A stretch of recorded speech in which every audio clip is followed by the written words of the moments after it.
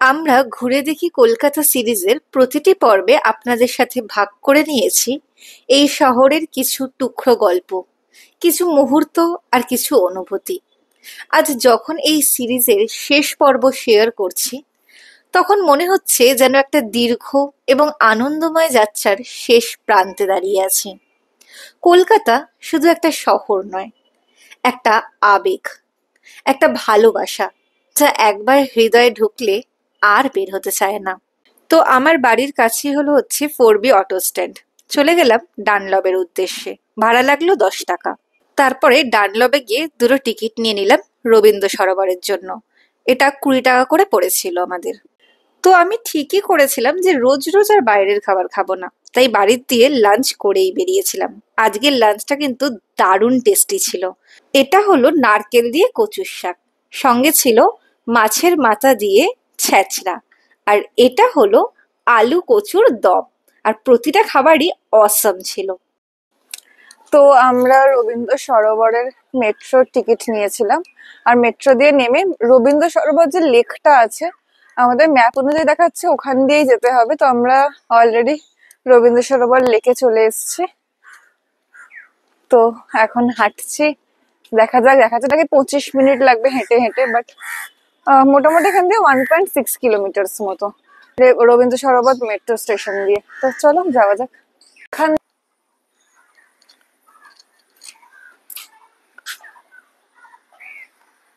Tollygunge station কিন্তু এখান দিয়ে একটুকুনি, মানে তোমরা হয়তো টালিগঞ্জ স্টেশনে নেমে এখানে আসতে পারো, তাহলে একটা ইজি ওয়ে হবে। বাট মেট্রোটা আমার কাছে খুব আই লাইক মোর, মানে মেট্রো ইউজ করা অন্য যে কোনো কিছু ইউজ করার থেকে। বাস, ট্রেন, ট্রাম, মেট্রোটা সবচেয়ে বেস্ট লাগে আমার। জায়গাটা কি আরাম দিচ্ছে, এত greenery, I love this place, wow.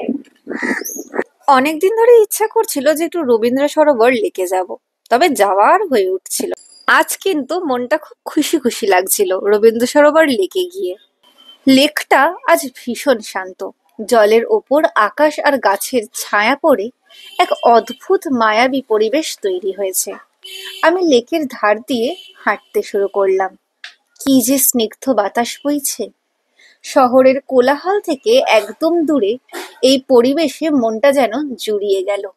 চারপাশে কত মানুষ, কেউ যোগা, কেউ আবার শুধু বসে লেকের শান্ত রূপ দেখছে। হাঁটতে হাঁটতে লেকের ধারে সবুজ ঘাস আর নানা রঙের ফুল আর গাছ দেখছিলাম। বৃষ্টির জল পড়ে সেগুলো আরো তাজা দেখাচ্ছিল। পাখির মিষ্টি কলরব আর মৃদু বাতাসের শব্দ ছাড়া আর কোনো আওয়াজই নেই। মনে হচ্ছিল যেন প্রকৃতির কোলে বসে আছি। এই নীরবতা আর শান্তিটা সত্যিই খুব দরকার ছিল।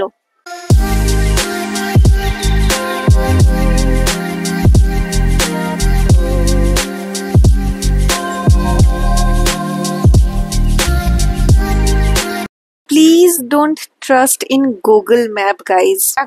এখন ট্রেকিং করে আসবে কিরম একটা, এই যে আমরা জঙ্গল এক্সপ্লোর করে এখান দিয়ে, বাপরে কোন ভাগাড় দিয়ে আসছিলাম। এটা আমাদের সাথে গুগল ম্যাপ করেছে, গুগল ম্যাপে দেখিয়েছে এটা রাস্তা। মাথার মধ্যে অলরেডি কেটে কামড়ে দিচ্ছে। আর আমরা যে এখন কি অ্যাডভেঞ্চারটা করেছি তোমাদেরকে না বললে বিশ্বাস হবে না। পাঁচিল টপকে এসেছি। বাই দ্য ওয়ে, রবীন্দ্র সরোবরের গেট নাম্বার দেখতে পাচ্ছ। যখন আসবে তোমরা অবশ্যই এটাই খোঁজ নিয়ে আসবে যে রবীন্দ্র সরোবরের গেট নাম্বার 3 দিয়ে তোমরা এন্ট্রিটা করবে, এতে তোমাদের কিন্তু সুবিধা হবে। এখানে এরম বসার মতো অনেকগুলো জায়গা আছে, ওখানগুলো বসে বন্ধু বান্ধবরা মিলে আর কিছু বলবো না, বাকিটা ইতিহাস। বাকিটা শূন্যস্থান পূরণ করবে সবাই। তো এতক্ষণ ঘোরাঘুরি করার পরে অ্যাটলিস্ট আমি জায়গাটা, এই যে তো দেখো দেওয়ালগুলো কি সুন্দর কাজ করা, জাস্ট অসাধারণ সত্যি। বাইরের থেকে দারুণ লাগছে দেখতে, মানে এই যে কাজগুলো দেওয়ালের গায়ে দারুণ লাগছে। আমার মাথাটা দেখো গাইস, ফুলে গেল, আলু হয়ে গেছে। দেখো, দুর্গা ঠাকুর দেখার জন্য আর সারা বছর অপেক্ষা করার কিন্তু দরকার আর নেই, কারণ রবীন্দ্র সরোবরে এই মা ফিরে এলো আর্ট গ্যালারি বা এই মা ফিরে এলো মিউজিয়ামটি আমরা এখানে পৌঁছালেই সারা বছর দুর্গা ঠাকুরের দর্শন করতে পারবো।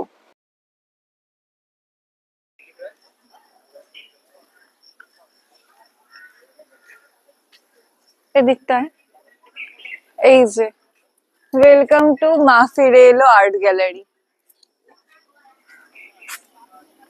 এখানে কিন্তু কোনো রকম এন্ট্রি ফ্রি নেই, এন্ট্রি ফ্রি। আমরা সাধারণত পুজোর কটা দিনই প্রতিমা দেখি, কিন্তু মা ফিরে এলো নামের এই গ্যালারিটা আমাদের সেই ধারণাকে ভেঙে দিয়েছে। এখানে শিল্পীরা নিজেদের স্টাইলে দুর্গা প্রতিমাকে এক নতুন রূপে তুলে ধরেছে, যা শিল্পের এক অনন্য সৃষ্টি। প্রতিটি প্রতিমায় যেমন রয়েছে আলাদা আলাদা গল্প, তেমন দুর্গা ঠাকুরের নানা রূপ, তার শক্তির নানা প্রকাশ সবকিছু যেন জীবন্ত হয়ে রয়েছে এই গ্যালারির দেওয়ালে। ভেতরে ঢোকার পর এক শান্ত আর আধ্যাত্মিক পরিবেশ আমাকে মুগ্ধ করলো। এক একটা প্রতিমার সামনে দাঁড়িয়ে মনে হচ্ছিল মা যেন সত্যিই আমার সামনে আছেন। আলোর সাজ আর প্রতিমার খুঁটিনাটি কাজগুলো অসাধারণ। এটা শুধু একটা গ্যালারি নয়, যেন মা দুর্গার জন্য উৎসর্গকৃত একটা বিশেষ জায়গা। আমার জন্য এই অভিজ্ঞতাটা দারুণ একটা প্রাপ্তি। দুর্গাপুজো আমাদের জীবনের এক গভীর আবেগ, আর সেই আবেগকেই সারা বছর বাঁচিয়ে রাখার এই চেষ্টাটা সত্যি প্রশংসা করার মতো। যারা শিল্প ভালোবাসেন, যারা মায়ের প্রতিমা দেখে শান্তি পান, তাদের জন্য এই গ্যালারিটা একটা আদর্শ ঠিকানা। আমি নিশ্চিত এই জায়গাটা আপনার মনকেও ছুঁয়ে যাবে। যদি আপনি কলকাতায় থাকেন বা কখনো এখানে আসার সুযোগ হয়, রবীন্দ্র সরোবরের এই মা ফিরে এলো আর্ট গ্যালারিটা আমি একবার আপনাকে ঘুরে দেখতে বলবো। আকাশে মেঘের ভেলা, শিউলি ফোটার দিন, তবু কেন মনটা কেমন বেজায় অর্থহীন। ক্যালেন্ডারের পাতা উল্টাই, তারিখ গোনা বাকি, পুজো এখনো বেশ কটা দিন, মন তাই হয় ফাঁকি। কাশফুলেরা দুলছে মাঠে, বাতাসে আগমনী, ঢাকের আওয়াজ দূর থেকে আসে, কানে আসে আগমনী। সকাল সন্ধে হাওয়াতে মেশে পুজোর গন্ধ মাখা, তবুও যেন দূর বহুদূর, মন শুধু হয় একা। নতুন জামা, প্যান্ডেল সাজা, আলোর রোশনাই, কদিনে সেই আনন্দটুকু আজও কল্পনায় পাই। বন্ধুদের মুখ মনে পড়ে, আড্ডা হবে আবার। এই আপেক্ষিক কি যে বিরহ, মন মানে না তার। মা আসছে, জানি মা আসছেন, তবু কেমন যেন হয়। এই অস্থিরতা, এই ব্যাকুলতা, পুজো ছাড়া আর কেন? শরৎ আসে, পুজো আসে, এই তো রেওয়াজ পুরনো, কিন্তু মনটা তো বোঝে না, সে শুধু পুজো খোঁজে এখনো। এখানে দুর্গাপুজোর এক অন্যরকম প্রদর্শনী দেখলাম।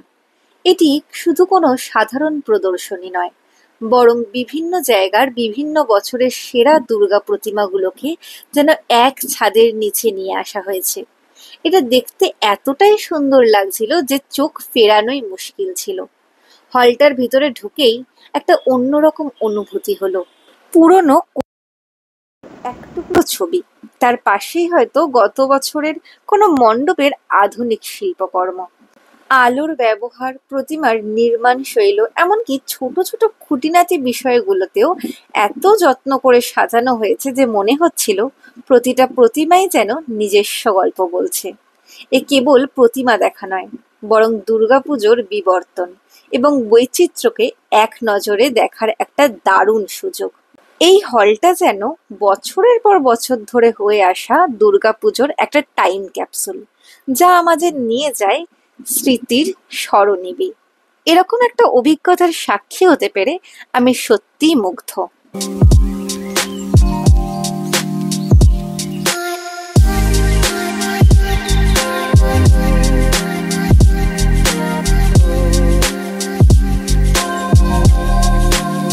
তোমাদের জন্য ব্লগ বানা, এইরকম ট্রেনের রাস্তাই নেই যাওয়ার মতো এখান দিয়ে।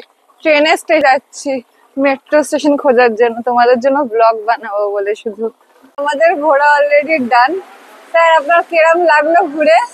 আমার ভালো লাগলো, বাট এই জায়গায় যদি গার্লফ্রেন্ডের সাথে বেরোতাম আরো ভালো লাগতো। ঠিক আছে, কোনো ব্যাপার না। না না, খুব ভালোই লেগেছে আজকে, ঠিক আছে।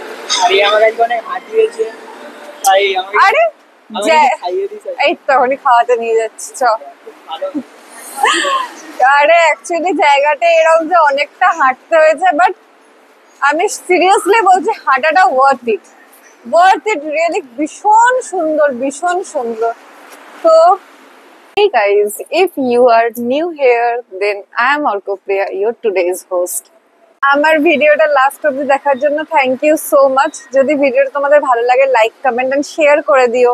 And don't forget to subscribe, press the bell icon. I love you, all of you guys. Bye.